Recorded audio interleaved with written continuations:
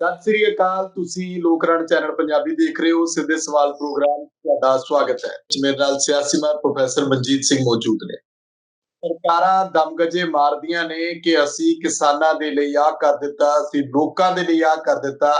ਖਾਸ ਕਰ ਜਦੋਂ ਅਸੀਂ ਪੰਜਾਬ ਦੀ ਗੱਲ ਕਰਦੇ ਹਾਂ, ਪੰਜਾਬ ਦੇ ਵਿੱਚ ਸਰਕਾਰਾਂ ਦੀ ਗੱਲ ਕਰਦੇ ਹਾਂ, ਜਦੋਂ ਕਿਹਾ ਜਾਂਦਾ ਹੈ ਕਿ ਕਿਸਾਨ ਖੁਸ਼ਹਾਲ ਤਾਂ ਪੰਜਾਬ ਖੁਸ਼ਹਾਲ, ਆਪਣੇ ਆਪ ਨੂੰ ਕਿਸਾਨਾਂ ਦਾ ਮਸੀਹਾ ਬਣਾਉਣ ਦੀ ਕੋਸ਼ਿਸ਼ ਕੀਤੀ ਜਾਂਦੀ ਹੈ।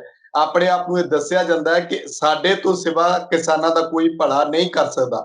ਪਰ ਹੁਣ ਤੱਕ ਪੰਜਾਬ ਦੇ ਕਿਸਾਨਾਂ ਨੂੰ ਜਾਂ ਪੰਜਾਬ ਦੀ ਆਵਾਮ ਨੂੰ ਸਿਰਫ ਲਾਰੇ ਤੇ ਲਾਰੇ ਹੀ ਮਿਲੇ ਨੇ। ਉਸ ਉੱਤੇ ਅਸੀਂ ਗੱਲਬਾਤ ਕਰਾਂਗੇ।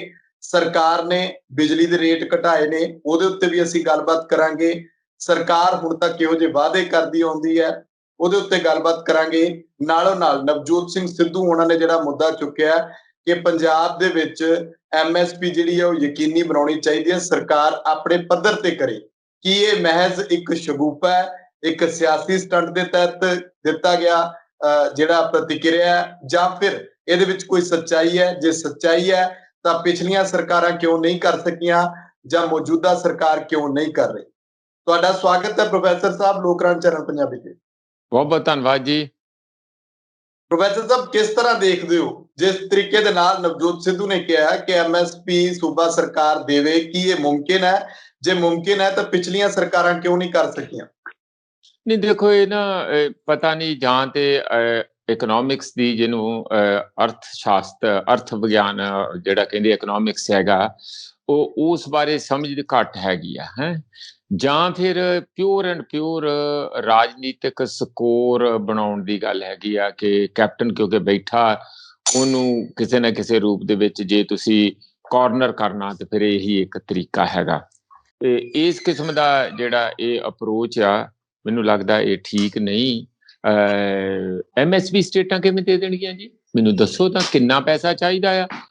MSP ਦੇ ਰੇਟ ਤੇ ਸਟੇਟਾਂ ਅਨਾਜ ਖਰੀਦਣ ਦੀ ਤੇ ਗਰੰਟੀ ਕਰ ਸਕਦੀਆਂ ਹੈ, ਪਰ ਜੇ ਤੁਸੀਂ ਕਹੋ ਕਿ MSP ਤੇ ਸਟੇਟਾਂ ਇੰਸ਼ੋਰ ਕਰ ਦੇਣ, ਉਹ ਪੈਸਾ ਇੰਨਾ ਜ਼ਿਆਦਾ ਵੱਡਾ ਅਮਾਉਂਟ ਹੁੰਦਾ, ਉਹ ਕਿਸ ਤਰੀਕੇ ਦੇ ਨਾਲ, ਕਿੱਥੋਂ ਇੰਨਾ ਵੱਡਾ ਅਮਾਉਂਟ ਆਊਗਾ?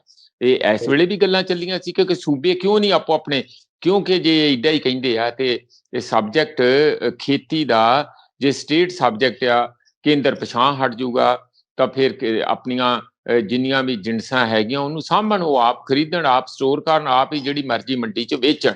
ਕੇਂਦਰ ਤੇ ਚਾਹੁੰਦਾ, ਉਹ ਤੇ ਭੱਜਣਾ ਚਾਹੁੰਦਾ, ਉਹ ਤੇ ਇਹੀ ਗੱਲ ਚਾਹੁੰਦਾ। ਆਪਾਂ ਸੂਬਿਆਂ ਤੇ ਨਾ ਗੱਲ ਪਾਓ। ਉਹਦਾ ਕਾਰਨ ਮੈਂ ਇਹ ਕਹਿਣਾ ਕਿ ਇਹ ਸਮੁੱਚੇ ਦੇਸ਼ ਦੇ ਅਨਾਜ ਭੰਡਾਰਨ ਦਾ ਮਾਮਲਾ, ਜੇ ਤੁਸੀਂ ਉਸ ਨੂੰ ਪ੍ਰੋਪਰਲੀ ਸਾਰੇ ਦੇਸ਼ ਲਈ ਅਨਾਜ ਨੂੰ ਭੰਡਾਰਨ ਕਰਕੇ ਜੇ ਉਹਨਾਂ ਨੂੰ ਤੁਸੀਂ ਲੋਕਾਂ ਨੂੰ ਵੇਚੋਗੇ ਨਹੀਂ ਪ੍ਰੋਪਰ ਵੇਚਣਾ, ਜਾਂ ਜਿਹੜਾ PDS ਦੇ ਵਿੱਚ ਵੇਚਣਾ, ਸਸਤੇ ਭਾਅ ਤੇ ਵੇਚਣਾ, ਜਾਂ ਉਹਨਾਂ ਨੂੰ ਮੁਫਤ ਵੀ ਸਪਲਾਈ ਕਰਨਾ ਜਿੱਥੇ ਜਿੱਥੇ ਲੋੜ ਆ, ਗਰੀਬਾਂ ਨੂੰ ਲੋੜ ਆ, ਸੋਸ਼ਲ ਵੈਲਫੇਅਰ ਸਕੀਮ ਦੇ ਲਈ ਲੋੜ ਆ। ਜਿਹੜਾ ਨੈਸ਼ਨਲ ਫੂਡ ਸਿਕਿਉਰਿਟੀ ਐਕਟ ਬਣਿਆ 2013, ਉਹਦੇ ਮੁਤਾਬਕ ਅਸੀਂ ਕਿੰਨੀ ਵਾਰੀ ਪਹਿਲਾਂ ਵੀ ਕਹਿ ਚੁੱਕੇ ਹਾਂ ਕਿ 1 ਰੁਪਏ ਕਿਲੋ ਜਿਹੜਾ ਬਾਜਰੇ ਦਾ ਜਿਹੜਾ ਕਰੂਡ ਜਿਹਨੂੰ ਕਹਿੰਦੇ ਆ ਅਨਾਜ ਹੁੰਦਾ ਆ, 2 ਰੁਪਏ ਕਿਲੋ ਕਣਕ ਤੇ 3 ਰੁਪਏ ਕਿਲੋ ਚੌਲ, ਇਹ ਦੇਸ਼ ਦੀ 80 ਕਰੋੜ ਆਬਾਦੀ ਨੂੰ ਮੁਹੱਈਆ ਕਰਾਉਣਾ ਇਸ ਰੇਟ ਤੇ। 1, 2, 3 ਰੁਪਏ ਬਾਜਰਾ, ਕਣਕ ਤੇ ਚੌਲ, ਇਹਨੂੰ ਮੁਹੱਈਆ ਕਰਾਉਣਾ 80 ਕਰੋੜ ਦੀ ਆਬਾਦੀ ਨੂੰ, ਇਹ ਸਰਕਾਰ ਦੀ, ਕੇਂਦਰ ਦੀ ਜ਼ਿੰਮੇਵਾਰੀ ਹੈ। ਸੂਬੇ ਕੀ ਕਰਨਗੇ? ਕਿੱਥੇ ਸਟੋਰ ਕਰਨਗੇ? ਪਰ ਦੂਜੇ ਪਾਸੇ ਖਤਰਾ ਇਹ ਸੁਖਵਿੰਦਰ ਇਹ ਬਣ ਗਿਆ ਕਿ ਜਿਹੜੀ ਕੇਂਦਰੀ ਸਰਕਾਰ ਹੈ ਉਹ ਚਾਹੁੰਦੀ ਅਸੀਂ ਤੇ ਖਰੀਦਣਾ ਹੀ ਨਹੀਂ, ਫਿਰ ਇਹ ਰੁਲੂਗਾ। ਇਹਦਾ ਮਤਲਬ ਸਸਤੇ ਭਾਅ ਖਰੀਦਣਗੇ, ਅਡਾਨੀਆਂ ਨੂੰ ਦੇਣਗੇ, ਵੱਡੇ ਵੱਡੇ ਗੋਡਾਊਨ ਬਣਾਉਣਗੇ, ਉਹ ਸਸਤੇ ਭਾਅ, ਜਿਵੇਂ ਬਾਕੀ ਸਬਜ਼ੀਆਂ ਪੈਰਿਸ਼ੇਬਲ ਕਮੋਡਿਟੀ ਹੈ, ਭਾਵੇਂ ਉਹ ਟਮਾਟਰ ਆ, ਆਲੂ ਆ, ਸਬਜ਼ੀਆਂ ਆ, ਫਰੂਟਸ ਆ, ਸਸਤੇ ਭਾਅ ਖਰੀਦੇ ਆ ਨਾ, ਬਾਅਦ ਵਿੱਚ ਸਟੋਰ ਕਰਕੇ ਕੋਲਡ ਸਟੋਰ ਚੋਂ ਬਾਹਰ ਉਹੀ ਆਲੂ ਜਿਹੜੇ ਆ 10-10 ਗੁਣਾ ਕੀਮਤ ਤੇ ਵਿਕਦੇ ਆ, ਉਹੀ ਟਮਾਟਰ ਮਹਿੰਗੇ ਤੋਂ ਮਹਿੰਗੇ ਵਿਕਦੇ ਆ, ਉਹੀ ਚੀਜ਼ਾਂ ਹੋਰ ਆਪਾਂ ਨੂੰ ਕੰਜ਼ਿਊਮਰ ਨੂੰ ਤੇ ਬਹੁਤ ਮਹਿੰਗੀਆਂ, ਤੇ ਵਿਚਲੇ ਟ੍ਰੇਡਰ ਹੀ ਖਾ ਜਾਂਦੇ ਆ ਨਾ ਸਾਰੇ, ਜਿਹੜੇ ਵਿਚਲੇ ਦਲਾਲ ਕਹਿ ਲਓ ਜਾਂ ਮਿਡਲਮੈਨ ਕਹਿੰਦੇ, ਵਿਚੋਲੀਏ ਖਾ ਜਾਂਦੇ। ਉਹੀ ਹਾਲਤ ਹੁਣ ਹੋਣ ਵਾਲੀ ਹੈ ਕਿ ਲਓ ਜੀ ਸਾਡੇ ਕੋਲ ਤੇ ਜੀ ਬਹੁਤ ਅਨਾਜ ਭੰਡਾਰ ਆ, ਅਸੀਂ ਤੇ ਨਹੀਂ ਖਰੀਦ ਸਕਦੇ, ਜਾਣੀ ਰੁਲੂਗੀਆਂ ਕਣਕਾਂ। ਇਸੇ ਗੱਲ ਲਈ ਤੇ ਕਿਸਾਨ ਲੜਾਈਆਂ ਕਰ ਰਹੇ ਆ ਨਾ। ਕਣਕ, ਝੋਨਾ, ਕਪਾਹ, ਸਾਰੀਆਂ ਫਸਲਾਂ ਜਿਹੜੀਆਂ ਅਨਾਜ ਹੋਵੇ ਜਾਂ ਹੋਰ ਹੋਵੇ, ਕਮਰਸ਼ੀਅਲ ਕ੍ਰੌਪ, ਗੰਨਾ ਹੋਵੇ, ਇਹ ਰੁਲਣਗੀਆਂ। ਰੁਲਣਗੀਆਂ ਤੇ ਫਿਰ ਮਜਬੂਰੀ ਦੇ ਵਿੱਚ ਸਸਤੇ ਭਾਅ ਵੇਚਣਗੇ, ਸਸਤੇ ਭਾਅ ਵੇਚ ਕੇ ਉਹ ਭੰਡਾਰਨ ਕਰਨਗੇ, ਫਿਰ ਬਾਅਦ ਵਿੱਚ ਕਹਿਣਗੇ ਲਓ ਜੀ ਹੁਣ ਜਦੋਂ ਭੁੱਖਮਰੀ ਫੈਲੂ ਕਿੱਥੇ ਫੈਲੂ ਉੱਥੇ ਫਿਰ ਆਪਣੀ ਮਰਜ਼ੀ ਨਾਲ ਉਹ ਉਹਨੂੰ ਖੋਲਣਗੇ। ਜਾਂ ਜੇ ਉਹਨਾਂ ਨੂੰ ਵਿਦੇਸ਼ਾਂ ਦੇ ਵਿੱਚ ਜ਼ਿਆਦਾ ਪੈਸਾ ਮਿਲਦਾ, ਆਪਣੇ ਦੇਸ਼ ਦੇ ਲੋਕ ਭਾਵੇਂ ਭੁੱਖੇ ਮਰ ਰਹੇ ਹੋਣ, ਜਿਵੇਂ ਹੁਣ ਦਵਾਈਆਂ ਦੇ ਬਾਰੇ ਵੀ ਹੋਇਆ, ਵਿਦੇਸ਼ਾਂ 'ਚ 5 ਕਰੋੜ ਜਾਂ 6 ਕਰੋੜ ਟੀਕੇ ਭੇਜਦੇ, ਆਪਣਿਆਂ ਨੂੰ ਮਿਲੇ ਨਹੀਂ। ਉਹ ਕੰਮ ਵੀ ਸਰਕਾਰਾਂ ਜਾਂ ਉਹ ਜਿਹੜੇ ਕਾਰਪੋਰੇਟ ਆ ਉਹਨਾਂ ਦੀ ਮਦਦ, ਸਰਕਾਰਾਂ ਦੀ ਮਦਦ ਨਾਲ ਕਾਰਪੋਰੇਟ ਇਹ ਕੁਝ ਕਰਤੂਤਾਂ ਕਰ ਸਕਦੇ। ਇਹ ਹੀ ਲੜਾਈ ਮੁੱਖ ਤੌਰ ਤੇ ਮੈਨੂੰ ਲੱਗਦਾ ਕਿ ਸਿੱਧੂ ਸਾਹਿਬ ਨੂੰ ਇਸ ਕਿਸਮ ਦਾ ਕੋਈ ਵੀ ਪਿਉਂਤੜਾ ਲੈਣ ਲਈ ਕਿ ਜਿਹੜੀਆਂ ਇਹ ਸੁਨਿਸ਼ਚਿਤ ਸਰਕਾਰਾਂ ਸੂਬੇ ਦੀਆਂ ਨਹੀਂ ਕਰ ਸਕਦੀਆਂ। ਇਹ ਹੈ ਹੀ ਕੇਂਦਰੀ ਲਿਸਟ। 23 ਕ੍ਰੌਪਸ ਜਿਹੜੀਆਂ ਹੈਗੀਆਂ ਉਹਨਾਂ ਦੀ MSP ਪੋਲੀਟੀਕਲੀ ਜੋ ਅੰਕੜੇ ਇਕੱਠੇ ਹੁੰਦੇ ਉਹਦੇ ਮੁਤਾਬਕ ਨਹੀਂ ਹੁੰਦੀ। ਅੰਕੜੇ ਇਕੱਠੇ ਕਰਕੇ ਤੇ ਜਿਹੜੀ ਚੀਜ਼ ਕੋਈ ਵੀ ਏਜੰਸੀ ਆ ਜਿਹਦੀ ਪੰਜਾਬ ਐਗਰੀਕਲਚਰ ਯੂਨੀਵਰਸਿਟੀ ਆਪਣੇ ਅੰਕੜਿਆਂ ਦੇ ਮੁਤਾਬਕ ਇਹਨਾਂ ਨੂੰ ਕਹਿੰਦੇ ਆ ਕਿ ਮਿਨੀਮਮ ਸਪੋਰਟ ਪ੍ਰਾਈਸ ਮੰਨ ਲਓ 2800 ਤੋਂ 2900 ਰੁਪਏ ਬਣਦੀ ਆ, ਤੇ ਕੇਂਦਰ ਉਹਦੀ ਇਹ ਐਕਚੁਅਲੀ ਜਦੋਂ ਮੁਕਰਰ ਕਰਦਾ ਕੀਮਤ ਉਹ ਹੁੰਦੀ ਆ 1800 ਤੋਂ 1900 ਲੈ ਕੇ। ਇਸ ਕਰਕੇ ਇਹਦਾ ਤੇ ਉਹਦਾ ਇੰਨਾ ਜ਼ਿਆਦਾ ਫਰਕ ਹੈ ਆਪਸ ਵਿੱਚ ਕਿ ਉਹ ਸਾਰੀਆਂ ਜਦੋਂ ਅਸਲ ਵਿੱਚ MSP ਜਾਂ ਜਿਹੜੀ ਮਿਨੀਮਮ ਸਪੋਰਟ ਪ੍ਰਾਈਸ ਕਹਿੰਦੇ ਤੈਅ ਕੇਂਦਰ ਦੀ agriculture cost and price commission ਕਰਦਾ, ਉਹ ਰਾਜਨੀਤਿਕ ਤੌਰ ਤੇ ਹੁੰਦੀ ਆ। ਉਹ ਰਾਜਨੀਤੀ ਜਿਹੜੀ ਸਰਕਾਰ ਦੀ ਜਿਹੜੀ ਆਪਣਾ ਫੈਸਲਾ ਹੁੰਦਾ ਕਿ ਐਤਕੀ 50 ਰੁਪਏ ਵਧਾਉਣੇ ਆ ਕਿ ਐਤਕੀ 60, ਪਿਛਲੀ ਵਾਰ ਨਾਲੋਂ ਉਹ ਅੰਕੜੇ ਜਾਂਦੇ ਜਿੱਥੇ ਵੀ ਜਿੱਥੋਂ ਆਉਂਦੇ ਉੱਥੇ ਪਾੜ ਕੇ ਉਹ ਸੁੱਟ ਦਿੰਦੇ। ਉਹਨਾਂ ਦਾ ਕੋਈ ਅਸਲ ਵਿੱਚ ਮਾਨੇ ਨਹੀਂ ਰਹਿੰਦਾ, ਪਰ ਇਕੱਠੇ ਜ਼ਰੂਰ ਕੀਤੇ ਜਾਂਦੇ। ਮੈਂ ਤੇ ਬਸ ਇੰਨੀ ਗੱਲ ਕਹਿਣਾ ਸੁਖਵਿੰਦਰ ਕਿ ਇਹ ਕੇਂਦਰ ਦਾ ਮਾਮਲਾ, ਕੇਂਦਰ ਬਹੁਤ ਵੱਡੀ ਅਮਾਉਂਟ ਜਿਹੜਾ GST ਦੇ ਰੂਪ ਦੇ ਵਿੱਚ ਹੋਰ ਟੈਕਸਾਂ ਦੇ, ਤੇਲ ਦਾ ਕਿੱਡਾ ਵੱਡਾ ਟੈਕਸ ਆ ਜਿਹੜਾ 100 ਰੁਪਏ ਲੀਟਰ ਦੇ ਤੱਕ ਡੀਜ਼ਲ ਵੀ ਨਾਲੋਂ ਨਾਲ ਹੀ ਪਹੁੰਚਣਾ, ਪੈਟਰੋਲ ਪਹੁੰਚ ਗਿਆ, ਉਹਦੇ ਉੱਪਰ ਚਲਾ ਗਿਆ। ਇਹਦੇ ਚ 65% ਜਿਹੜੀ ਕੇਂਦਰ ਦੀ ਆਮਦਨ ਹੈਗੀ ਆ, ਕੋਈ ਟੈਕਸ ਆ, ਕੋਈ ਕਿਸੇ ਕਿਸਮ ਦਾ, ਕੋਈ ਟੈਰਿਫ ਆ, ਕੋਈ ਕਿਸ ਕਿਸਮ ਦਾ, ਉਹ ਸਾਰੇ ਟੈਕਸ ਲਾ ਕੇ ਲੋਕ ਪੈਸਾ ਤੇ ਜਾ ਰਿਹਾ ਕੇਂਦਰ ਕੋਲੋਂ ਤੇ ਸੂਬਿਆਂ ਕੋਲ ਪੈਸਾ ਨਹੀਂ। ਸੂਬੇ ਖਰੀਦਣਗੇ ਕਿੱਥੋਂ? ਨਾ ਭੰਡਾਰਨ ਕਰ ਸਕਦੇ, ਨਾ ਵੇਚਣ ਦੇ ਸਾਧਨ ਆ ਜੇ ਇਕੱਠਾ ਵੀ ਕਰ ਲੈਣ। ਤੇ ਇਹੋ ਜਿਹੀਆਂ ਗੱਲਾਂ ਮੇਰਾ ਖਿਆਲ ਆਪਾਂ ਨੂੰ ਚਿੱਥ ਕੇ ਕਰਨੀਆਂ ਚਾਹੀਦੀਆਂ, ਸੋਚ ਲੈਣੀਆਂ ਚਾਹੀਦੀਆਂ, ਉਹਦੇ ਨਫਾ ਨੁਕਸਾਨ ਪਹਿਲਾਂ ਸੋਚ ਕੇ ਫਿਰ ਇਹੋ ਜਿਹਾ ਕੋਈ ਮਿਜ਼ਾਈਲ ਛੱਡਣਾ ਚਾਹੀਦਾ। ਹਾਂਜੀ ਪ੍ਰੋਫੈਸਰ ਸਾਹਿਬ, ਇੱਥੇ ਸਵਾਲ ਇੱਕ ਇਹ ਵੀ ਉੱਠਦਾ ਕਿ ਜੇਕਰ MSP ਸੂਬੇ ਆਪਣਾ ਦੇ ਵੀ ਦੇਣ ਤਾਂ ਮਾਰਕੀਟਿੰਗ ਕਿੱਦਾਂ ਕੀਤੀ ਜਾਊਗੀ? ਕਈ ਸਲਾਹ ਦਿੰਦੇ ਨੇ ਕਿ ਪਾਕਿਸਤਾਨ ਨਾਲ ਲਾਂਘਾ ਖੁਲਵਾ ਲਓ, ਪਾਸੇ ਨੂੰ ਮਾਰਕੀਟਿੰਗ ਹੋ ਸਕਦੀ ਹੈ। ਕਈ ਸਲਾਹ ਦਿੰਦੇ ਨੇ ਕਿ ਜਿਹੜੇ NRI ਪੰਜਾਬੀ ਨੇ ਉਹਨਾਂ ਤੱਕ ਇਹ ਪਹੁੰਚ ਕੀਤੀ ਜਾਵੇ, ਜਿਹੜਾ ਜਿੰਨਾ ਵੀ ਇਹ ਸਮਾਨ ਬੀਜਦੇ ਨੇ ਜਾਂ ਕਿਸੇ ਵੀ ਢੰਗ ਦਾ ਕਿਸਾਨੀ ਨਾਲ ਜੁੜਿਆ ਕਿਸੇ ਵੀ ਢੰਗ ਦਾ ਹੋਵੇ, ਉਹ ਬਾਹਰਲੇ ਮੁਲਕਾਂ ਦੇ ਵਿੱਚ ਜਿਹੜਾ ਉੱਥੇ ਇੰਪੋਰਟ ਐਕਸਪੋਰਟ ਉਸ ਤਰ੍ਹਾਂ ਕੀਤਾ ਜਾਵੇ। ਇਹ ਕਿੱਥੋਂ ਤੱਕ ਜਾਇਜ਼ ਹੈ? ਇਹਦੇ ਲਈ ਮੇਰੇ ਹਿਸਾਬ ਨਾਲ ਤਾਂ ਬੜੇ ਵੱਡੇ ਫੰਡ ਦੀ ਤੇ ਬੜੀ ਵੱਡੀ ਸਟ੍ਰੈਟਜੀ ਦੀ ਲੋੜ ਹੈ।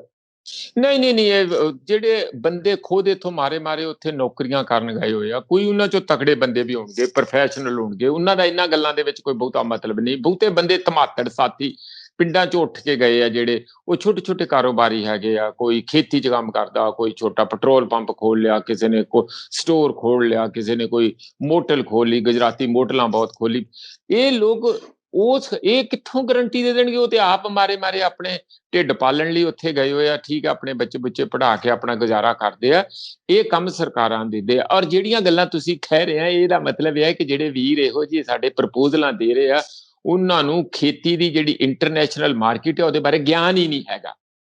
ਉੱਥੇ ਕਾਰਟਲ ਬਣੇ ਹੋਏ ਆ। ਉਹ ਤੇ ਜੇ ਪਤਾ ਲੱਗ ਜੇ ਕਿ ਫਲਾਣੇ ਦੇਸ਼ ਦੇ ਅੰਦਰ ਇਸ ਵੇਲੇ ਖੇਤੀ ਜਿਹੜੀ ਕਮਜ਼ੋਰ ਆ ਔਰ ਉੱਥੇ ਇੰਨੇ ਅਨਾਜ ਦੀ ਲੋੜ ਆ, ਭਾਵੇਂ ਕਣਕ ਹੋਵੇ ਜਾਂ ਕਿਸੇ ਕਿਸਮ ਦਾ ਵੀ ਹੋਵੇ, ਚੌਲ ਹੋਣ, ਤਾਂ ਇੱਕਦਮ ਰਾਤੋਂ ਰਾਤ ਹੀ ਪ੍ਰਾਈਸਾਂ ਵਧਾ ਦਿੰਦੇ, ਕਿਉਂਕਿ ਉਹਨਾਂ ਨੇ ਕਾਰਟਲ ਬਣਾਏ, ਉਹ ਆਪਸ ਵਿੱਚ ਮਿਲੇ ਹੋਏ ਆ ਤੇ ਦੁੱਗਣੀਆਂ ਕਰ ਦੇਣਗੇ, ਕਿਉਂਕਿ ਸਰਕਾਰ ਨੇ ਖਰੀਦਣਾ ਹੀ ਆ, ਲੋਕਾਂ ਨੂੰ ਤੇ ਮਰਨ ਨਹੀਂ ਦੇਣਾ।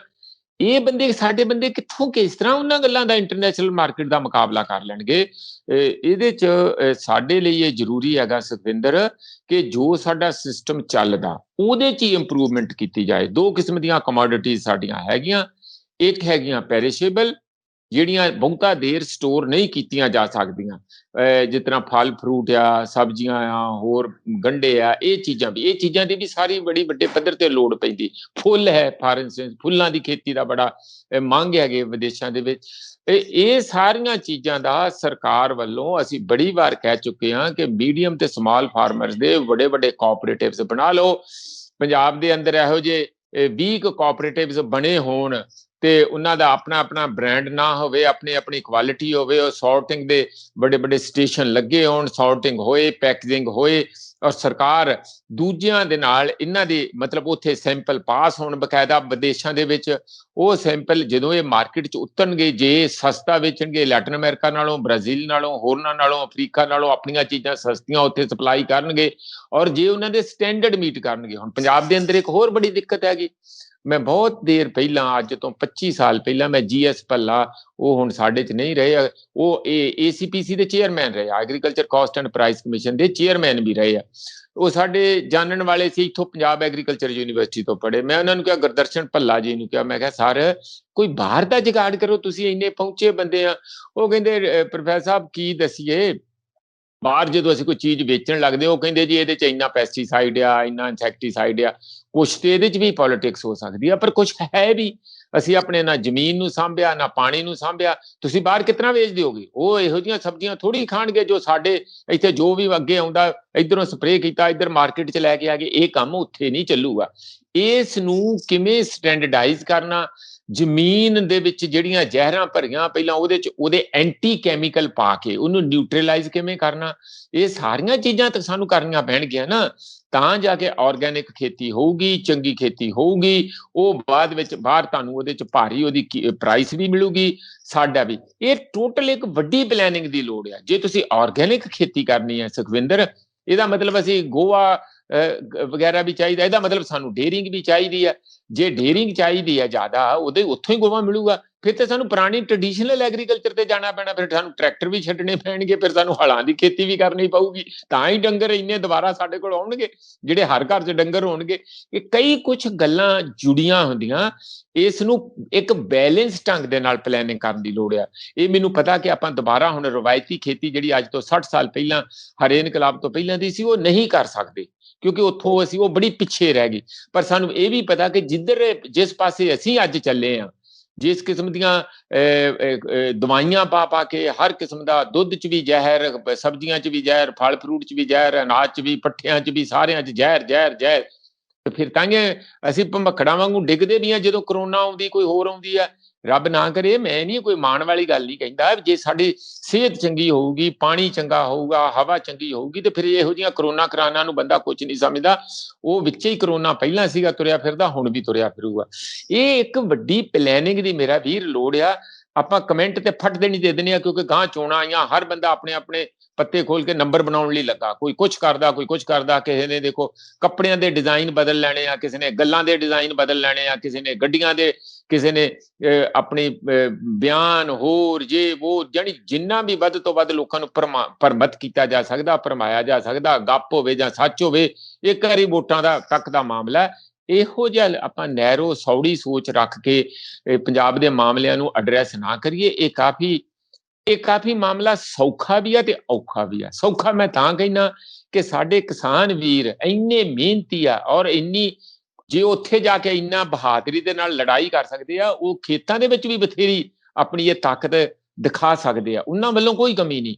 ਪਰ ਜਿਹੜੀ ਬਾਕੀ ਦੀ ਪਲੈਨਿੰਗ ਹੈ, ਉਸ ਲਈ, ਕਿਉਂਕਿ ਜਿਸ ਤਰੀਕੇ ਨਾਲ ਅਸੀਂ ਖੇਤੀ ਜਿਸ ਪਾਸੇ ਨੂੰ ਲੈ ਗਏ ਆ, ਉਸ ਨੂੰ ਇੱਕ ਬਿਲਕੁਲ ਹੁਣ ਬੈਲੈਂਸ ਕਰਨ ਦੀ ਲੋੜ ਆ।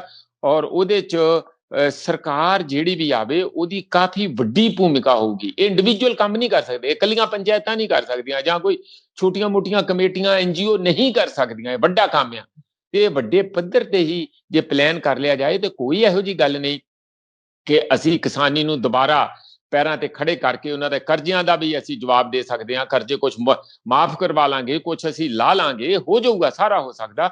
ਪਰ ਜੇ ਸਾਡੀ ਨੀਅਤ ਠੀਕ ਹੋਵੇ ਤੇ ਪਲੈਨਿੰਗ ਠੀਕ ਹੋਵੇ। ਹਾਂਜੀ ਸੁਖਵਿੰਦਰ।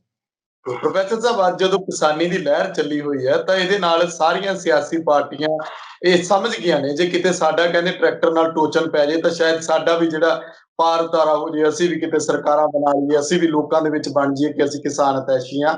ਅਸੀਂ ਜਦੋਂ ਪੰਜਾਬ ਦੀ ਗੱਲ ਕਰਦੇ ਹਾਂ, ਸਰਕਾਰ ਆਈ, ਕਿਸਾਨਾਂ ਨੂੰ ਵੱਡੇ ਵੱਡੇ ਵਾਅਦੇ ਕੀਤੇ ਗਏ, ਕਰਜ਼ਾ ਕੁਰਕੀ ਖਤਮ, ਫਸਲ ਦੀ ਪੂਰੀ ਰਕਮ ਤੁਹਾਨੂੰ ਅਸੀਂ ਸੰਪੂਰਨ ਜਿਹੜਾ ਪੂਰਨ ਕਰਜ਼ਾ ਮਾਫੀ ਕਰ ਦਿਆਂਗੇ, ਇੱਕ ਕਰਜ਼ਾ ਨਹੀਂ ਕਿਸਾਨ ਦੇ ਸਿਰ ਤੇ ਰਹਿਣ ਦੇਣਾ, ਕੋਈ ਕਿਸਾਨ ਖੁਦਕੁਸ਼ੀ ਨਹੀਂ ਕਰੇਗਾ। ਪਰ ਖੁਦਕੁਸ਼ੀਆਂ ਦਾ ਸਿਲਸਿਲਾ ਪਿਛਲੇ ਸਮੇਂ ਤੋਂ ਲੈ ਕੇ, ਪਿਛਲੀਆਂ ਸਰਕਾਰਾਂ ਤੋਂ ਲੈ ਕੇ ਅੱਜ ਵੀ ਜਾਰੀ ਹੈ। ਕਿਸੇ ਇੱਕ ਲੀਡਰ ਨੇ ਟਵੀਟ ਕਰਕੇ ਇਹੋ ਜਿਹਾ ਅਫਸੋਸ ਨਹੀਂ ਜਤਾਇਆ ਕਿ ਅਸੀਂ ਇਹਦਾ ਹੱਲ ਕੱਢੀਏ। ਕਿਸੇ ਨੇ ਨਹੀਂ ਕਦੇ ਕਿਹਾ ਕਿ ਅਸੀਂ ਕਿਸਾਨ ਖੁਦਕੁਸ਼ੀਆਂ ਦਾ ਹੱਲ ਕੱਢ ਕੇ ਉਹਨਾਂ ਪਰਿਵਾਰਾਂ ਨੂੰ ਵੀ ਸੌਖੇ ਕਰ ਦਈਏ ਤਾਂ ਕਿ ਉਹ ਵੀ ਗੁਰਬਤ ਚੋਂ ਬਾਹਰ ਨਿਕਲ, ਉਹ ਵੀ ਜਿਹੜੇ ਉਹਨਾਂ ਦੇ ਵਿਹੜਿਆਂ ਦੇ ਵਿੱਚ ਬੈਠ ਪੈਂਦੇ ਨੇ ਉਹਦੇ ਤੋਂ ਬਾਹਰ ਨਿਕਲਣ। ਇਹ ਦੇਖੋ ਸੁਖਵਿੰਦਰ, ਇਹ ਗੱਲ ਠੀਕ ਆ, ਕਈ ਵਾਰੀ ਇਹ ਸਾਡੀ ਚਰਚਾ 'ਚ ਵੀ ਆਉਂਦੀ ਆ ਕਿ 3 ਕਾਲੇ ਕਾਨੂੰਨ ਤੇ ਹੁਣ ਲਾਗੂ ਹੋਏ ਆ, ਪਿਛਲਾ 1 ਸਾਲ ਹੋਇਆ। ਉਦੋਂ ਪਹਿਲਾਂ ਅਸੀਂ ਕਿਹੜੇ ਕਿਤੇ ਬੜੇ ਸਾਡੇ ਝੰਡੇ ਝੁੱਲਣ ਡਏ ਸੀ ਖੇਤੀ ਵਿੱਚ। ਉਦੋਂ ਪਹਿਲਾਂ ਵੀ ਤੇ ਸਾਡੇ ਕਿੰਨੇ ਹਜ਼ਾਰਾਂ ਤੇ ਹਜ਼ਾਰਾਂ ਹਰ ਸਾਲ, ਜਾਣੀ ਘੱਟੋ ਘੱਟ 1000 1500 ਹਰ ਸਾਲ ਸਾਡੇ ਫਾਰਮਰ ਸੁਸਾਈਡ ਕਰਦੇ ਹੈ ਨਾ। 16000 ਕੇ ਕਿੰਨੇ ਹੁਣ ਤੱਕ ਫਾਰਮਰ, ਉਦੋਂ ਵੱਧ ਪੰਜਾਬ ਦੇ ਅੰਦਰ ਹੀ ਆਤਮ ਹੱਤਿਆ ਕਰ ਚੁੱਕੇ ਆ। ਤੇ ਕੈਂਸਰ ਕਿੰਨਾ, ਜਿਹੜੀ ਕੈਂਸਰ ਟ੍ਰੇਨ ਬੀਕਾਨੇਰ ਨੂੰ ਜਾਂਦੀ ਉਹ ਸਾਨੂੰ ਪਤਾ ਹੀ ਹੈ। ਹੋਰ ਜਿੰਨੀਆਂ ਵੀ ਹੈ ਬਹੁਤ ਸਾਰੀਆਂ ਮੁਸੀਬਤਾਂ, ਪ੍ਰੋਬਲਮਾਂ, ਕਰਜ਼ਾ ਉਹਦੇ ਚੋਂ ਇੱਕ ਹੈਗਾ। ਇਹਨਾਂ ਮਾਮਲਿਆਂ 'ਚ ਤਾਂ ਅਸੀਂ ਪਹਿਲਾਂ ਹੀ ਗਰਸੇ ਹੋਏ ਸੀਗੇ। ਜਦੋਂ ਪਿਛਲੀਆਂ ਚੋਣਾਂ 2017 ਵਾਲੀਆਂ ਹੋਈਆਂ, ਉਦੋਂ ਤੇ ਕੋਈ ਇਹ 3 ਕਾਲੇ ਕਾਨੂੰਨ ਨਹੀਂ ਸੀਗੇ। ਉਹ ਮਸਲੇ ਤੇ ਜੇ ਜਿਉਂ ਦੇ ਤਿਉਂ ਖੜੇ ਹੀ ਹੈ ਨਾ। ਇਹ ਉੱਤੋਂ ਹੁਣ ਓਵਰ ਐਂਡ ਅਬਵ ਤੇ ਮੋਦੀ ਜੀ ਨੇ ਆਪਣੀ ਨਵਾਂ ਕੌਤਕ ਦਿਖਾਤਾ ਵੀ ਅਸੀਂ ਤੁਹਾਡੇ ਗੱਲ ਜਿਹੜੀ ਰੋਟੀ ਥਾਲੀ 'ਚ ਪਈ ਆ ਉਹ ਵੀ ਚੁੱਕ ਕੇ ਲੈ ਜਾਣੀ ਆ। ਸਾਡੇ ਤੇ ਪਹਿਲਾਂ ਹੀ ਥਾਲੀ 'ਚ ਰੋਟੀ ਰੱਖਣੀ ਔਖੀ ਹੋਈ ਸੀਗੀ। ਉਹ ਇਹਦੇ ਤੋਂ ਬਾਅਦ ਵੀ ਜੇ ਅਸੀਂ 3 ਕਾਲੇ ਕਾਨੂੰਨ ਵਾਪਸ ਵੀ ਕਰਾ ਲਈਏ ਤਾਂ ਜਿਹੜੇ ਹੁਣ ਟੋਚਨ ਪਾਉਣ ਨਹੀਂ ਫਿਰਦੇ ਆ, ਉਹਨਾਂ ਦੇ ਟਰੈਕਟਰ ਪਿੱਛੇ ਆਪਣਾ ਰਾਜਨੀਤਿਕ ਟੋਚਨ ਕਿ ਆਪਣੀ ਗੱਡੀ ਪਾਰ ਲੱਗ ਜੇ, ਇਹ ਭੁੱਲ ਜਾਣ। ਇਹਨਾਂ ਨੂੰ ਦੇਰ ਜਾਂ ਸਵੇਰ ਕਦੀ ਵੀ ਇਹਨਾਂ ਨੂੰ ਇਹ ਗੱਲਾਂ ਐਡਰੈਸ ਕਰਨੀਆਂ ਪੈਣਗੀਆਂ। ਜੇ ਸੋਚਦੇ ਨਾ ਕਿ ਹਰ ਵਾਰੀ ਲੋਕ ਆਰਾਮ ਦੇ ਨਾਲ ਇਹਨਾਂ ਨੂੰ ਉੱਥੇ ਆਪਣਾ ਬਿਠਾਲ ਦੇਣਗੇ ਚੰਡੀਗੜ੍ਹ ਦੇ ਵੱਡੀਆਂ ਕੋਠੀਆਂ ਦੇ ਵਿੱਚ, ਤੇ ਫਿਰ 5 ਸਾਲ ਇਹਨਾਂ ਦੇ ਮੂੰਹ ਵੱਲ ਵੇਖਦੇ ਰਹਿਣਗੇ ਕਿ ਹੁਣ ਵੀ ਅੰਬ ਡਿੱਗਿਆ, ਹੁਣ ਵੀ ਰਾਹਤ ਮਿਲੀ, ਹੁਣ ਵੀ ਰਾਹਤ ਮਿਲੀ। ਫਿਰ 5 ਸਾਲਾਂ ਬਾਅਦ ਆਣਗੇ ਨਿੰਮੋ ਝੂਣੇ ਜੇ ਹੋ ਕੇ, ਫਿਰ ਕਹਿਣਗੇ ਕੀ ਕਰੀਏ ਜੀ, ਹੁਣ ਦੂਜਿਆਂ ਨੂੰ ਪਾ ਦਿੰਨੇ ਆ, ਫਿਰ ਇਹਨਾਂ ਤੇ ਕੁਝ ਨਹੀਂ ਕੀਤਾ। ਇਹ ਉੱਤਰ ਕਾਂਟੋ ਮੈਂ ਚੜਾਂ ਵਾਲੀ ਖੇਲ ਬੰਦ, ਇਹ ਨਹੀਂ ਚੱਲਣੀ। ਹੁਣ ਤੁਸੀਂ ਦੇਖ ਲਿਓ ਹਾਲਾਤ ਹੀ ਇੰਨੇ ਜ਼ਿਆਦਾ ਪੈਦਾ ਬੁਰੇ ਹੋ ਗਏ ਹੈ ਕਿ ਇਹਨਾਂ ਪਾਰਟੀਆਂ ਨੂੰ ਅਲਟੀਮੇਟਲੀ ਇਹ ਸਾਰੇ ਮਾਮਲਿਆਂ ਨੂੰ ਐਡਰੈਸ ਕਰਨਾ ਪੈਣਾ। ਔਰ ਜੋ ਜਾਗਰਤੀ ਕਿਸਾਨਾਂ 'ਚ ਆ ਗਈ ਹੈ, ਜਨਤਾ ਜਨਾਰਦਨ 'ਚ ਆ ਗਈ ਹੈ, ਜੋ ਉਹਨਾਂ ਨੇ ਹੁਣ ਲੋਕ ਰਾਜ ਦੀ ਸ਼ਕਤੀ, ਲੋਕ ਸ਼ਕਤੀ ਦਾ ਜਾਂ ਲੋਕ ਰਾਜ ਦਾ ਮਜ਼ਾ ਭੁਗਤ ਲਿਆ, ਹੁਣ ਭੋਗ ਲਿਆ ਆ ਸਾਰਾ। ਹੁਣ ਜਿਹਦੇ 'ਚ ਦੇਖਿਆ ਕਿ ਇਹ ਕਿਸਾਨ ਦੀ ਸ਼ਕਤੀ ਕੀ ਹੁੰਦੀ ਆ, ਉਹਦੀ ਯੂਨਿਟੀ ਦੀ ਸ਼ਕਤੀ ਕੀ ਹੁੰਦੀ ਆ, ਉਹਦੇ ਸਟਰਗਲ ਦੀ ਸ਼ਕਤੀ ਕੀ ਹੁੰਦੀ ਆ। ਆਮ ਜਿਹਨੂੰ ਜਨ ਅੰਦੋਲਨ ਕਹਿੰਦੇ, ਸਾਰਿਆਂ ਨੇ ਉਹਦਾ ਮਜ਼ਾ ਜਿਹੜਾ ਟੇਸਟ ਕਰ ਲਿਆ। ਇਹ ਹੁਣ ਤੁਹਾਡਾ ਕੀ ਖਿਆਲ ਹੈ, ਜਦੋਂ ਵਾਪਸ ਆਉਣਗੇ ਇਹਨਾਂ ਲੀਡਰਾਂ ਨੂੰ ਉਸ ਤਰ੍ਹਾਂ ਸਲੂਟ ਮਾਰਨਗੇ, ਇਹਨਾਂ ਪਿੱਛੇ ਆਪਣੀਆਂ ਜੁੱਤੀਆਂ ਘਸਾਉਣਗੇ? ਬਿਲਕੁਲ ਨਹੀਂ। ਇਹਨਾਂ ਦੀ ਜਵਾਬਦੇਹੀ ਤੈਅ ਕਰਨਗੇ। ਤੁਸੀਂ ਦੇਖਦੇ ਰਹੋ ਆਉਣ ਵਾਲੀਆਂ ਚੋਣਾਂ 'ਚ ਕੀ ਕੁਝ ਹੁੰਦਾ। ਜਿਹੜੇ ਇੱਧਰੋਂ ਇੱਧਰ ਹੀ ਮਾੜੀਆਂ ਮੋਟੀਆਂ ਗੱਲਾਂ ਕਰਕੇ ਸ਼ਗੂਫੇ ਛੱਡ ਰਹੇ, ਪੁਰਾਣੀਆਂ ਲੀਹਾਂ ਤੇ ਰਾਜਨੀਤੀ ਦੇ ਵਿੱਚ ਵੋਟਾਂ ਲੁੱਟਣੀਆਂ ਚਾਹੁੰਦੇ ਆ, ਲੋਕਾਂ ਦੀਆਂ ਜਿਹੜੀਆਂ ਇਲੈਕਸ਼ਨਾਂ ਲੁੱਟਣੀਆਂ ਚਾਹੁੰਦੇ ਆ, ਉਹ ਭੁੱਲ ਜਾਣ। ਔਰ ਜੇ ਲੁੱਟ ਵੀ ਲੈਣਗੇ ਤੇ ਚਲਾਉਣੀ ਸੌਖੀ ਨਹੀਂ ਹੋਊਗੀ। ਹਾਲਤ ਇਹ ਬਣ ਜੂਗੀ ਕਿ ਇਹ ਲੀਡਰ ਭੱਜਣਗੇ, ਕਹਿਣਗੇ ਕਿ ਹਾਏ ਤੋਬਾ ਯਾਰ, ਸਾਨੂੰ ਇਹ ਲੀਡਰੀ ਮਹਿੰਗੀ ਪੈਂਦੀ ਆ, ਅਸੀਂ ਨਹੀਂ, ਅਸੀਂ ਤੇ ਘਰੇ ਵੀ ਜਾਣਾ, ਅਸੀਂ ਆਪਣੇ ਬੱਚਿਆਂ ਨੂੰ ਵੀ ਮੂੰਹ ਦੇਖਣਾ, ਅਸੀਂ ਘਰਾਂ ਤੋਂ ਬਾਹਰ ਵੀ ਨਿਕਲਣਾ, ਇਹ ਤੇ ਭੂੰਡ ਕਿਸੇ ਪਾਸੇ ਵੀ ਸਾਨੂੰ ਨਿਕਲ ਨਹੀਂ ਦਿੰਦੇ। ਇਸ ਤਰ੍ਹਾਂ ਦੀ ਹਾਲਾਤ ਜੋ ਅੱਜ ਬਣੀ ਆ, ਆਉਣ ਵਾਲੇ ਸਮੇਂ 'ਚ ਇਹ ਲਗਾਤਾਰ ਰਹੂਗੀ। ਇਸ ਲਈ ਜਿੰਨੇ ਵੀ ਪੋਲਿਟਿਕਸ 'ਚ ਉਤਰਨਾ ਜਾਂ ਜਿਹੜੀ ਵੀ ਆਪਣਾ ਹੁਣ ਵੱਡੇ ਵਾਅਦੇ ਕਰ ਰਹੇ ਆ, ਉਹਨਾਂ ਨੂੰ ਬਿਲਕੁਲ ਸੋਚ ਲੈਣਾ ਚਾਹੀਦਾ ਕਿ ਵਾਅਦੇ ਨਿਭਾਉਣੇ ਵੀ ਪੈਣਗੇ। ਪੁਰਾਣੇ ਜਿਹੜੇ ਗੁਲਛੜੇ ਲੁੱਟਣੇ ਸੀ ਉਹ ਲੁੱਟੇ ਗਏ। ਜਿਹੜਾ ਜੋ ਕੁਝ ਵੀ ਲੋਕਾਂ ਦੇ ਨਾਲ ਧੋਖਾਧੜੀ ਕਰਕੇ ਆਪਣੇ ਸਾਰੇ ਸੁੱਖ ਸਹੂਲਤਾਂ ਲੁੱਟ ਖਸੁੱਟ ਕਰਨੀ ਸੀ, ਉਹ ਹੋ ਗਈ। ਅੱਗੇ ਇਹ ਬਹੁਤ ਮੁਸ਼ਕਲ ਹੋ ਜੂਗੀ। ਇਹਦੇ 'ਚ ਮੈਂ ਇਲੈਕਸ਼ਨਾਂ ਤੋਂ ਪਹਿਲਾਂ ਇੱਕ ਵਾਰ ਸਾਨੂੰ ਇਹ ਕਹਿਣ ਦੀ ਲੋੜ ਹੈਗੀ, ਇਲੈਕਸ਼ਨ ਕਮਿਸ਼ਨ ਨੂੰ ਵੀ ਐਕਟਿਵ ਹੋਣਾ ਪਊ। ਜੇ ਉਹ ਪ੍ਰੋਐਕਟਿਵ ਨਹੀਂ ਹੋਊਗਾ, ਜਾਣੀ ਆਪਣਾ ਭੂਮਿਕਾ ਨਹੀਂ ਨਿਭਾਊਗਾ, ਤਾਂ ਫਿਰ ਜਿਹੜਾ ਇਲੈਕਸ਼ਨ ਦਾ ਸਿਸਟਮ ਆ ਇਹ ਵੀ ਬਿਲਕੁਲ ਢਹਿ ਢੇਰੀ ਹੋ ਜੂ। ਲੋਕਾਂ ਦਾ ਇਹਦੇ 'ਚ ਪਹਿਲਾਂ ਹੀ ਭਰੋਸਾ ਨਹੀਂ, ਹੋਰ ਭਰੋਸਾ ਖਤਮ ਹੋ ਜੂ। ਉਹ 'ਚ ਮੈਂ ਇਹ ਕਹਿਣਾ ਚਾਹੁੰਦਾ, ਜਿਹੜੀ ਵੀ ਪਾਰਟੀ ਆਪਣਾ ਇਲੈਕਸ਼ਨ ਦਾ ਪ੍ਰੋਗਰਾਮ ਬਣਾਏ, ਜਿਹੜਾ ਇਲੈਕਸ਼ਨ ਦਾ ਮਤਲਬ ਜਿਹਨੂੰ ਚੋਣ ਮੈਨੀਫੈਸਟੋ ਕਹਿੰਦੇ ਆ, ਉਹ ਜਿਹੜਾ ਵੀ ਬਣਾਏ, ਉਸ ਦੀ ਜਿਹੜੀ ਕਿ ਅਕਾਲੀ ਦਲ ਨੇ ਵੀ ਮੰਗ ਕੀਤੀ ਸੀ, ਹੋਰ ਪਾਰਟੀਆਂ ਵੀ ਮੰਗ ਕਰਦੀਆਂ, ਉਹਨਾਂ ਨੂੰ ਲੱਗਦਾ ਇਹ ਕਿਹੜਾ ਹੋਣਾ, ਮੰਗ ਕਰ ਛੱਡੋ ਨਾ। ਇਸ ਦੀ ਵੱਡੇ ਪੱਧਰ ਤੇ ਕਿਸਾਨਾਂ ਵੱਲੋਂ, ਜਨਤਾ ਵੱਲੋਂ ਮੰਗ ਹੋਣੀ ਚਾਹੀਦੀ ਹੈ ਕਿ ਇੱਕ ਤੇ ਉਹਦਾ ਸਟਰਕਚਰ ਕੀ ਹੋਵੇ। ਸਟਰਕਚਰ ਇਹ ਹੋਵੇ ਵੀ ਕੁੱਲ ਮੰਗਾਂ ਕਿਹੜੀਆਂ, ਪਹਿਲੀਆਂ ਮੰਗਾਂ ਉਹਨਾਂ 'ਚੋਂ ਪ੍ਰਾਇਓਰਿਟੀ ਸਭ ਤੋਂ ਇੰਪੋਰਟੈਂਟ ਪਹਿਲੇ ਸਾਲ ਕਿਹੜੀਆਂ ਮੰਨੀਆਂ ਜਾਣ, ਦੂਜੇ ਸਾਲ ਕਿਹੜੀਆਂ, ਤੀਜੇ ਸਾਲ ਕਿਹੜੀਆਂ। ਉਹ ਮੰਗਾਂ ਦੇ ਸਾਧਨ, ਜਿਹੜੇ ਖਰਚੇ ਆਉਣੇ ਆ ਉਹ ਮੰਗਾਂ ਪੂਰੀਆਂ ਕਰਨ ਲਈ ਜਿਹੜੇ ਰੱਖ ਰਹੇ ਲੋਕਾਂ ਦੀਆਂ, ਉਹਦੇ ਸਾਧਨ ਕਿੱਥੋਂ ਜਟਾਉਣਗੇ, ਉਹ ਸਾਧਨ ਪ੍ਰੋਪਰ ਹੋਣ। ਫਿਰ ਜੇ ਉਹ ਮੰਗਾਂ ਪੂਰੀਆਂ ਨਹੀਂ ਹੁੰਦੀਆਂ ਉਸ ਟਾਈਮ ਸ਼ਡਿਊਲ ਦੇ ਵਿੱਚ, ਫਿਰ ਇਹਦੀ ਸਜ਼ਾ ਕਿ ਕੀ ਉਹ ਮਿਨਿਸਟਰ ਹਟਾਉਣੇ ਆ ਜਾਂ ਫਿਰ ਮਿਨਿਸਟਰ ਹਟਾ ਕੇ ਨਵੇਂ ਮਿਨਿਸਟਰ ਲਾਉਣੇ ਆ। ਦੂਜੇ ਸਾਲ ਫਿਰ ਜੇ ਪੂਰੀਆਂ ਨਹੀਂ ਹੁੰਦੀਆਂ ਤੇ ਫਿਰ ਰਾਈਟ ਟੂ ਰੀਕਾਲ, ਕਿ ਜਿਹੜੇ ਲੋਕ ਆ ਉਹ ਫਿਰ ਆਪਣੇ ਫੋਨਾਂ ਰਾਹੀਂ ਵੋਟ ਪਾ ਕੇ ਇਹਨਾਂ ਨੂੰ ਕਹਿਣੇ ਸਰਕਾਰ ਲਾ ਦਿਓ, ਆਪਾਂ ਨਵੀਂ ਲੈ ਆਉਂਦੇ ਆ, ਕਿਉਂਕਿ ਇਹਨਾਂ ਦਾ ਤਾਂ ਸਾਰੀ ਗਿਆ ਤੇ ਹਟਦੇ ਹੀ ਨਹੀਂ। ਇਸ ਕਿਸਮ ਦਾ ਇੱਕ ਲਗਾਤਾਰਤਾ, ਦਬਾਅ ਦੀ ਲਗਾਤਾਰਤਾ, ਜਿਹੜੇ ਝੂਠ ਗਪੌੜ ਸੰਖਿਆ ਉਹਦਾ ਪੋਲ ਖੋਲ ਕੇ ਇਲੈਕਸ਼ਨ ਕਮਿਸ਼ਨ ਕਹੇ ਕਿ ਇਸ ਨੂੰ ਬੰਦ ਕਰਨਾ। ਤੇ ਔਰ ਤੀਜਾ ਜਿਹੜਾ ਮੈਂ ਅੱਗੇ ਵੀ ਕਹਿਣਾ ਆ ਕਿ ਸਾਰਿਆਂ ਨੂੰ ਇਲੈਕਸ਼ਨ ਲੜਨ ਲਈ ਬਰਾਬਰ ਦੇ ਮੌਕੇ, ਇਹ ਬਹੁਤ ਜ਼ਰੂਰੀ ਹੈ, ਬਰਾਬਰ ਦੇ ਮੌਕੇ ਮਿਲ। ਇਹ ਇਲੈਕਸ਼ਨ ਕਮਿਸ਼ਨ ਹੀ ਸਾਰਿਆਂ ਦਾ ਖਰਚਾ ਕਰੇ। ਜੇ ਕੋਈ ਟੀਚਰ, ਜੇ ਕੋਈ ਗਰੀਬ ਬੰਦਾ, ਕੋਈ ਮਜ਼ਦੂਰ ਲੀਡਰ, ਕੋਈ ਐਕਸ ਐਮਪਲਾਈ, ਚੰਗੇ ਸਿਆਣੇ ਬਹੁਤ ਬੀਬੇ ਬੰਦੇ, ਉਹ ਇਲੈਕਸ਼ਨ ਕਿਉਂ ਨਹੀਂ ਲੜਦੇ? ਕਿਉਂਕਿ ਖਰਚਾ ਨਹੀਂ ਕਰ ਸਕਦੇ, ਇੱਜ਼ਤ ਬਚਾਉਂਦੇ ਫਿਰਦੇ ਆ। ਉਹ ਕਹਿੰਦੇ ਵੀ ਇਹ ਤਾੜਵੀਆਂ ਦਾ ਕੰਮ ਆ, ਇਹ ਤੇ ਜਿਹੜੇ ਗੈਂਗਸਟਰ ਆ ਉਹਨਾਂ ਦਾ ਕੰਮ ਆ ਇਲੈਕਸ਼ਨ ਲੜਨਾ, ਸ਼ਰੀਫ ਬੰਦੇ ਦਾ ਕੰਮ ਨਹੀਂ ਇਲੈਕਸ਼ਨ ਲੜਨਾ। ਉਹ ਸਾਰਿਆਂ ਨੂੰ ਮੌਕਾ ਕਿਉਂ ਨਹੀਂ ਦਿੱਤਾ ਜਾਂਦਾ? ਇਹ ਡੈਮੋਕ੍ਰੇਸੀ ਆ ਤੇ ਫਿਰ ਇਕੁਅਲ ਅਪਰਚੁਨਿਟੀ ਆ ਨਾ ਸਭ ਲਈ। ਇਹ ਸਾਰੀਆਂ ਵੱਡੇ ਪੱਧਰ ਤੇ ਤਰਮੀਮਾਂ ਕਰਨ ਦੀ ਲੋੜ ਆ। ਇਲੈਕਸ਼ਨ ਪ੍ਰੋਸੈਸ ਜਿਹਨੂੰ ਕਹਿੰਦੇ ਆ ਚੋਣ ਸੁਧਾਰ ਕਰਨ ਦੀ ਲੋੜ ਆ।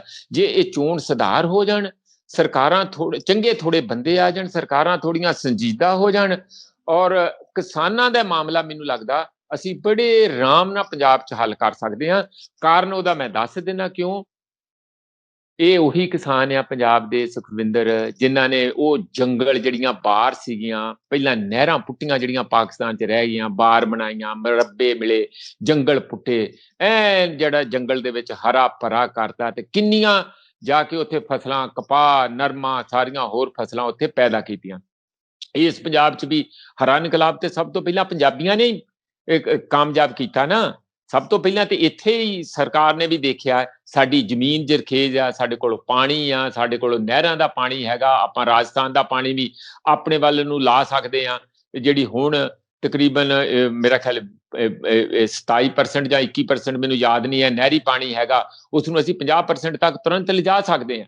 ਇਸ ਲਈ ਇਹ ਸਾਰਾ ਮੈਨੇਜਮੈਂਟ ਕੀਤਾ ਜਾਏ ਤਾਂ ਪੰਜਾਬ ਇੱਕ ਬਹੁਤ ਛੋਟਾ ਸੂਬਾ ਪਰ ਬਹੁਤ ਹੀ ਮਹੱਤਵਪੂਰਨ ਸੂਬਾ, ਸੱਭਿਆਚਾਰਕ ਤੌਰ ਤੇ, ਸਮਾਜਿਕ ਤੌਰ ਤੇ, ਸਟ੍ਰੈਟਜਿਕ ਤੌਰ ਤੇ, ਜੀਓਪੋਲਿਟਿਕਸ ਦੇ ਤੌਰ ਤੇ ਅਸੀਂ ਇੱਕ ਬਹੁਤ ਸਟ੍ਰੈਟਜੀ। ਇਹੀ ਜਗ੍ਹਾ ਜਦੋਂ ਸਾਰੇ ਧਾੜਵੀ ਆਉਂਦੇ ਜਾਂਦੇ ਆਉਂਦੇ ਰਹੇ, ਇਹੀ ਇਸੇ ਰਸਤੇ ਆਉਂਦੇ ਰਹੇ ਆ।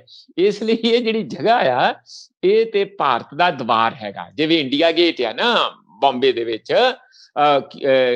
ਹੈ ਨਾ, ਗੇਟਵੇ ਆਫ ਇੰਡੀਆ ਕਹਿੰਦੇ ਉਹਨੂੰ, ਹਾਂਜੀ ਗੇਟਵੇ ਆਫ ਇੰਡੀਆ।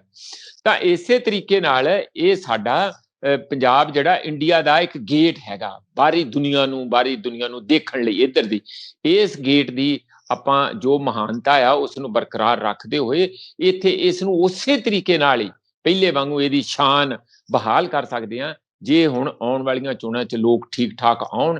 ਉਮੀਦ ਮੈਨੂੰ ਬੜੀ ਘੱਟ ਆ, ਪਰ ਕੋਸ਼ਿਸ਼ ਕਰਦੇ ਰਹਿਣਾ ਚਾਹੀਦਾ। ਤੁਸੀਂ ਵੀ ਕਰਦੇ ਆ, ਤੁਸੀਂ ਸਵਾਲ ਵੀ ਉਹੋ ਜਿਹੇ ਕਰਦੇ ਆ ਜਿੱਥੇ ਅਸੀਂ ਆਪਣੇ ਵਿਚਾਰ ਦੇ ਸਕੀਏ। ਤੇ ਮੈਨੂੰ ਉਮੀਦ ਆ ਕਿ ਸੁਖਵਿੰਦਰ ਦੇਖੋ ਬਹਾਦਰ ਉਹੀ ਆ ਜਿਹੜੇ ਚਟਾਨਾਂ ਨਾਲ ਟੱਕਰਾਂ ਲੈਂਦੇ, ਜਿਹੜੇ ਵੱਡੀਆਂ ਵੱਡੀਆਂ ਮੁਸ਼ਕਲਾਂ ਦੇ ਨਾਲ ਟੱਕਰਾਂ ਲੈਂਦੇ ਆ, ਔਰ ਉਹੀ ਹੀ ਇਤਿਹਾਸ ਨੂੰ ਸਿਰਜਦੇ ਆ। ਔਰ ਪੰਜਾਬ ਦੇ ਜਿੰਮੇ ਇਹੋ ਜਿਹੀ ਵੱਡੀਆਂ ਜ਼ਿੰਮੇਵਾਰੀਆਂ ਹਮੇਸ਼ਾ ਰਹੀਆਂ ਤੇ ਅੱਜ ਵੀ ਹੈਗੀਆਂ। ਹਾਂਜੀ ਪ੍ਰੋਫੈਸਰ ਸਾਹਿਬ, ਮੇਰਾ ਆਖਰੀ ਸਵਾਲ ਹੈ, ਤੁਹਾਡੀਆਂ ਗੱਲਾਂ ਸੁਣ ਕੇ ਮੇਰੇ ਚੇਤੇ ਆਇਆ ਕਿ ਹੁਣ 2022 ਦੀ ਅਗਨੀ ਪ੍ਰੀਖਿਆ ਪੰਜਾਬੀਆਂ ਦੇ ਲਈ, ਕਿ ਇਹਨਾਂ ਨੇ ਕਿਸ ਧਿਰ ਨੂੰ ਵੋਟ ਪਾਉਣੀ ਹੈ ਤੇ ਕਿਸ ਤਰ੍ਹਾਂ ਪੰਜਾਬ ਦਾ ਭਵਿੱਖ ਤੈਅ ਕਰਨਾ, ਤਾਂ ਪਤਾ ਲੱਗੇਗਾ। ਹੁਣ ਸਰਕਾਰ ਨੇ, ਪੰਜਾਬ ਦੀ ਨੇ, ਬਿਜਲੀ ਦੇ ਭਾਅ ਦੇ ਵਿੱਚ ਜਿਹੜਾ ਕਟੌਤੀ ਕਰ ਦਿੱਤੀ ਹੈ। ਲਗਾਤਾਰ ਮੀਡੀਆ ਦੇ ਵਿੱਚ ਖਬਰਾਂ ਚੱਲ ਰਹੀਆਂ ਕਿ ਜੀ ਪੰਜਾਬੀਆਂ ਦੇ ਲਈ ਖੁਸ਼ਖਬਰੀ ਹੈ, ਪਰ ਸਵਾਲ ਇਹ ਉੱਠਦਾ ਹੈ ਕਿ ਜਦੋਂ ਯੂਨਿਟ ਮਹਿੰਗੀ ਸੀ ਉਹ ਕਿਉਂ ਕੀਤੀ ਗਈ, ਤੇ ਜੇ ਯੂਨਿਟ ਘਟਾਈ ਹੈ ਤਾਂ ਉਹਦੇ ਵਿੱਚ ਲੋਕਾਂ ਦਾ ਫਾਇਦਾ ਕਿੱਥੇ ਆ? ਅਸਲ ਦੇ ਵਿੱਚ ਯੂਨਿਟ ਹੋਣੀ ਚਾਹੀਦੀ ਹੈ 3-4 ਰੁਪਏ ਜਾਂ 5 ਰੁਪਏ, ਕਿੰਨੀ ਹੋਣੀ ਚਾਹੀਦੀ ਹੈ? ਹੁਣ ਤਾਂ ਕਹਿੰਦੇ 9-10 ਨੂੰ ਮਿਲਦੀ ਹੈ, ਕੋਈ ਮਾੜਾ ਮੋਟਾ ਕਿਤੇ ਘਟਾ ਦਿੱਤਾ। ਤੇ ਜਿਵੇਂ ਉਹ ਤੇਲ ਵਾਲਾ ਭਾਅ ਹੁੰਦਾ ਕਿ ਪੈਟਰੋਲ ਦਾ ਭਾਅ ਜਿਹੜਾ 21 ਕੋ ਪੈਸਾ ਕਰਦੇ ਕਰਦੇ 100 ਤੱਕ ਲੈ ਗਏ, ਤੇ ਜਦੋਂ 2 ਰੁਪਏ ਘਟਾਤਾ ਤਾਂ ਜੀ ਬੜੀ ਵੱਡੀ ਖਬਰ ਹੋ ਗਈ, ਸਰਕਾਰ ਨੇ 2 ਰੁਪਏ ਰੇਟ ਘਟਾਤਾ। ਇਹ ਨਹੀਂ ਪਤਾ ਕਿ ਉਹ 98 ਰੁਪਏ ਨੂੰ ਮਿਲ ਰਿਹਾ ਅੱਜ। ਦੇਖੋ, ਤੁਸੀਂ ਆਪਣੇ ਸਵਾਲ ਦਾ ਆਪ ਹੀ ਜਵਾਬ ਦਿੱਤਾ, ਮੈਂ ਤੁਹਾਡੇ ਨਾਲ ਹੀ ਸਹਿਮਤ ਹੁੰਨਾ ਆ। ਅਸਲੀ ਮੁੱਦੇ ਸੀਗੇ ਕਿ ਜਿਹੜੇ ਥਰਮਲ ਪਲਾਂਟ ਪ੍ਰਾਈਵੇਟ ਕੰਪਨੀਆਂ ਨੇ ਲਾਏ ਆ, ਉਹਨਾਂ ਨਾਲ ਸਮਝੌਤੇ ਗਲਤ ਹੋਇਆ, ਸਮਝੌਤੇ ਰੱਦ ਕਰਨੇ ਸੀ। ਉਹ ਕਿਉਂ ਨਹੀਂ ਕੀਤੇ ਬਈ? ਕਿੱਡੀ ਵੱਡੀ ਮੈਜੋਰਟੀ ਹੋਰ ਕਾਂਗਰਸ ਨੂੰ ਚਾਹੀਦੀ ਸੀ, ਇਹ ਕਿਉਂ ਨਹੀਂ ਗੱਲ ਕਰਦਾ ਆਪਣਾ ਨਵਜੋਤ ਸਿੰਘ ਸਿੱਧੂ, ਉਹਨਾਂ ਨੂੰ ਇਸ ਗੱਲ ਤੇ ਠੋਕ ਕੇ ਗੱਲ ਕਰਨੀ ਚਾਹੀਦੀ ਹੈ।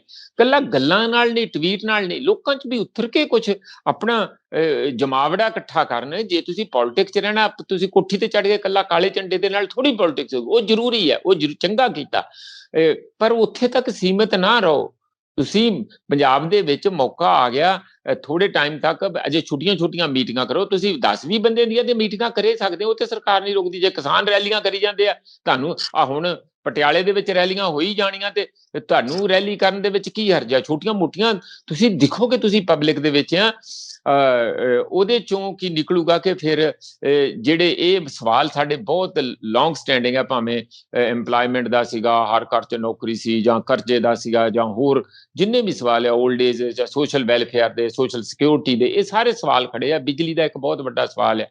ਸਰਕਾਰਾਂ ਕੀ ਕਰਦੀਆਂ? ਲੋਕਾਂ ਦੀਆਂ ਦੁੱਖ ਤਕਲੀਫਾਂ ਨੂੰ ਵਧਾ ਕੇ ਉਸ ਨੂੰ ਫਿਰ ਥੋੜਾ ਜਿਹਾ ਉਹਦੇ 'ਚ ਰਾਹਤ ਆਖਰੀ ਮੌਕੇ ਤੇ ਦੇ ਕੇ ਉਸ ਨੂੰ ਆਪਣੇ ਰਾਜਨੀਤਿਕ ਟੂਲ ਦੇ ਤੌਰ ਤੇ, ਹਥਿਆਰ ਦੇ ਤੌਰ ਤੇ ਪਰਮਤ ਕਰਨ ਲਈ ਉਹਨੂੰ ਵਰਤਦੀਆਂ। ਇਹ ਵਿਕਾਸ ਨਹੀਂ ਚਾਹੁੰਦੀਆਂ। ਜੇ ਵਿਕਾਸ ਹੋਵੇ ਤੇ ਲੋਕਾਂ ਨੂੰ ਇਹ ਗੱਲਾਂ ਦੀ ਕੀ ਮੰਗ ਕਰਨ ਦੀ ਲੋੜ ਹੈ? ਇਹਨਾਂ ਨੂੰ ਖੁਦ ਸੋਚਣਾ ਚਾਹੀਦਾ ਕਿ ਅਸੀਂ ਸਸਤੀ ਬਿਜਲੀ ਦਈਏ।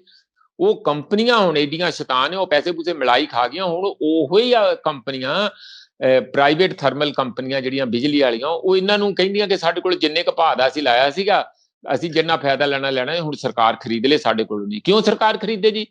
ਇਸ ਲਈ ਉਹ ਸਮਝੌਤੇ ਰੱਦ ਕਰਕੇ ਉਹਨਾਂ ਨੂੰ ਹੀ ਦੇਣੇ ਚਾਹੀਦੇ ਆ, ਔਰ ਉਹਨਾਂ ਤੋਂ ਸਸਤੀ ਬਿਜਲੀ ਲੈਣੀ ਚਾਹੀਦੀ ਹੈ। ਜੇ ਨਹੀਂ ਲੈਂਦੇ ਤੇ ਉਹਨਾਂ ਨੂੰ ਭਜਾ ਕੇ ਸਰਕਾਰ ਓਨ ਕਰ ਲੇ। ਬੈਂਕਾਂ ਨਹੀਂ ਸੀ ਕੀਤੀਆਂ, ਪ੍ਰਾਈਵੇਟ ਬੈਂਕਾਂ ਇੰਦਰਾ ਗਾਂਧੀ ਨੇ ਉਦੋਂ ਨੈਸ਼ਨਲਾਈਜ਼ ਨਹੀਂ ਸੀ ਕੀਤੀਆਂ। ਇਸ ਨੂੰ ਸਟੇਟ ਆਪਣੇ ਹੱਥ 'ਚ ਲੈ ਸਕਦੀ ਹੈ। ਤੇ ਮੇਰਾ ਤੇ ਸੁਖਵਿੰਦਰ ਇੰਨਾ ਹੀ ਕਹਿਣਾ ਕਿ ਇਹ ਹਰ ਚੀਜ਼ ਨੂੰ, ਲੋਕਾਂ ਦੀ ਹਰ ਤਕਲੀਫ ਨੂੰ ਤੁਸੀਂ ਜਨਤਾ ਦਾ ਇਲੈਕਸ਼ਨ ਦੇ ਵਿੱਚ ਮੁੱਦਾ ਬਣਾ ਕੇ ਸਿਰਫ ਤੁਸੀਂ ਲਾਹਾ ਲੈਣ ਲਈ ਨਾ ਕਰੋ। ਅਸਲ ਮਾਇਨਿਆਂ 'ਚ ਲੰਬੇ ਦੌਰ ਤੱਕ ਅਸੀਂ ਪੰਜਾਬ ਦਾ ਵਿਕਾਸ, ਖਾਸ ਕਰ ਪਛੜੇ ਵਰਗਾਂ ਦਾ, OBC ਹੈ, ਦਲਿਤ ਆ, ਔਰਤਾਂ ਆ, ਨੌਜਵਾਨ ਆ, ਉਹਨਾਂ ਦੇ ਵਿਕਾਸ ਦਾ, ਤੇ ਜਿਹੜੀ ਖਾਸ ਕਰਕੇ ਖੇਤੀ ਹੈ, ਉਸ ਨੂੰ ਦੁਬਾਰਾ ਪੈਰਾਂ ਤੇ ਕਿਵੇਂ ਖੜੇ ਕਰਨਾ, ਉਹਦਾ ਪ੍ਰੋਗਰਾਮ ਲੈ ਕੇ ਆਓ। ਉਸ ਤੇ ਨਾਲ ਇਹ ਵੀ ਦੱਸੋ ਕਿ ਉਸ ਨੂੰ ਲਾਗੂ ਕਿਵੇਂ ਕਰਾਂਗੇ, ਤਾਂ ਤੁਸੀਂ ਵੋਟਾਂ ਮੰਗਣ ਆਓ। ਨਹੀਂ ਤੇ ਫਿਰ ਘਰੇ ਬੈਠੋ, ਫਿਰ ਲੋਕ ਆਪੇ ਆਪਣੇ ਤੌਰ ਤੇ ਜਿਸ ਤਰ੍ਹਾਂ ਦਾ ਉਹਨਾਂ ਦਾ ਦਾ ਲੱਗੂਗਾ ਆਪਣਾ, ਜੇ ਉਹ ਐਡੀ ਵੱਡੇ ਮੋਦੀ ਦੇ ਨਾਲ ਮੁਕਾਬਲਾ ਟੱਕਰ ਲੈ ਸਕਦੇ ਆ, ਤੇ ਉਹ ਕੈਪਟਨ ਜਾਂ ਹੋਰ ਇਹੋ ਜਿਹੇ ਜਿਹੜੇ ਵੀ ਲੋਕ ਬਾਰ-ਬਾਰ ਸੱਤਾ ਦੇ ਲਾਲਚ ਵਿੱਚ ਲੋਕਾਂ ਦਾ ਬੇਵਕੂਫ ਬਣਾਉਣ ਆਉਂਦੇ ਆ, ਉਹ ਉਹਨਾਂ ਦਾ ਵੀ ਟਾਕਰਾ ਕਰ ਸਕਦੇ ਆ। ਸੁਖਵਿੰਦਰ, ਸ਼ੁਕਰੀਆ ਪ੍ਰੋਫੈਸਰ ਸਾਹਿਬ, ਧੰਨਵਾਦ। ਬਹੁਤ-ਬਹੁਤ ਸ਼ੁਕਰੀਆ ਜੀ ਸੁਖਵਿੰਦਰ, ਤੁਹਾਡਾ, ਤੁਹਾਡੀ ਟੀਮ ਦਾ, ਸਾਡੇ ਸਰੋਤਿਆਂ ਦਾ ਬਹੁਤ-ਬਹੁਤ ਧੰਨਵਾਦ। ਸੋ ਮੇਰੇ ਨਾਲ ਮੌਜੂਦ ਸਨ ਸਿਆਸੀ ਮਾਹਰ ਪ੍ਰੋਫੈਸਰ ਮਨਜੀਤ ਸਿੰਘ। 4-4.5 ਸਾਲ ਤੁਸੀਂ ਲੋਕਾਂ ਦਾ ਲਹੂ ਪੀਓ, ਉਸ ਤੋਂ ਬਾਅਦ ਤੁਸੀਂ ਏਦਾਂ ਹੋ ਜਾਓ ਕਿ ਅਸੀਂ ਸਾਡੇ ਤੋਂ ਵੱਧ ਕਿਸਾਨਾਂ ਦੀ ਜਾਂ ਲੋਕਾਂ ਦੀ ਰਾਖੀ ਕਰਨ ਵਾਲਾ ਕੋਈ ਨਹੀਂ। ਤੁਸੀਂ ਆਪਣੇ ਵਿਚਾਰ ਇਸ ਬਾਰੇ ਕਮੈਂਟ ਜ਼ਰੂਰ ਕਰਿਓ। ਲੋਕ ਰਾਣ ਚੈਨਲ ਪੰਜਾਬੀ ਨੂੰ ਸਬਸਕ੍ਰਾਈਬ ਕਰੋ। ਮੈਨੂੰ ਇਜਾਜ਼ਤ ਦਿਓ। ਧੰਨਵਾਦ।